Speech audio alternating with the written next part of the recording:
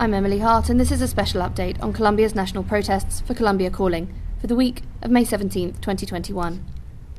Protests in Colombia are now in their third week, and street demonstrations continue, as does a violent state response. The protest, known as the Paro, started on the 28th of April, and while mostly peaceful, the movement has suffered a violent state response from various security forces, the scale and brutality of which continue to draw international attention and condemnation. Solidarity protests have happened in cities worldwide. Between the 28th of April and the 12th of May alone, there were 2,000 aggressions by security forces against the protests. At least 39 protesters have been murdered by state forces, with a further 7 cases pending verification. There have been over 360 physical assaults by security agents and more than 1,000 arbitrary detention of protesters. More than 150 remain missing.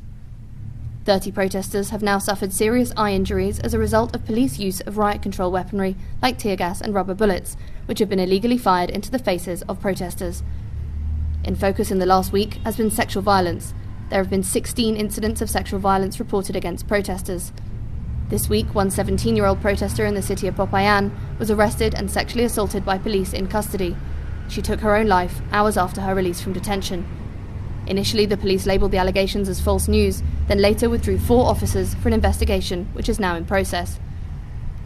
These events sparked protests across the country, including an attack on the police station where she was detained in Popayan.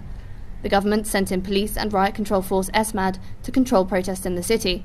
Those agents subsequently killed another protester, a 22-year-old who died from the impact of a police projectile to his neck, suspected to be a tear gas canister.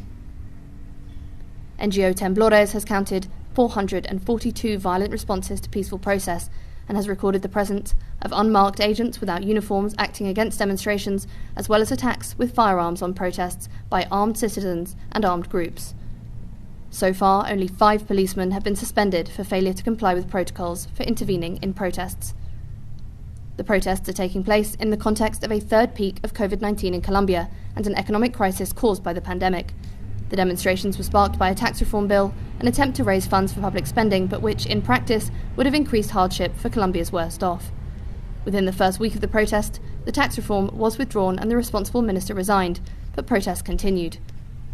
The reform bill catalysed the movement, but state violence against the protests has intensified unrest, and there are many ongoing demands, including the repeal of a new health reform and the establishment of a basic income. Those on the streets have, however, been protesting a broad range of issues, including inequality, state violence, failure to implement the peace process, corruption, aerial fumigation plans, and narco-politics.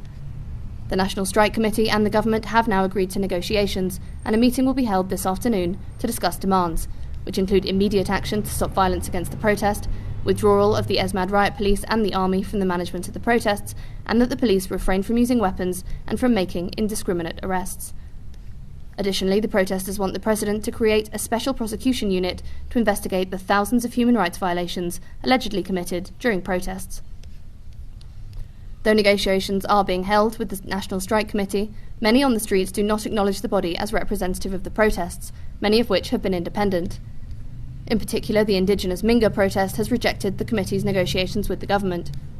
President Iván Duque continues with his National Conversation 2.0, an attempt to consult on social issues with various sectors of society. Meanwhile, in Cali, where the violence against protesters has been particularly marked, negotiations were abandoned by youth groups due to a police attack on a protest during the talks. The protests are making ripples internationally, with state actions condemned by various NGOs, from Amnesty International to Human Rights Watch.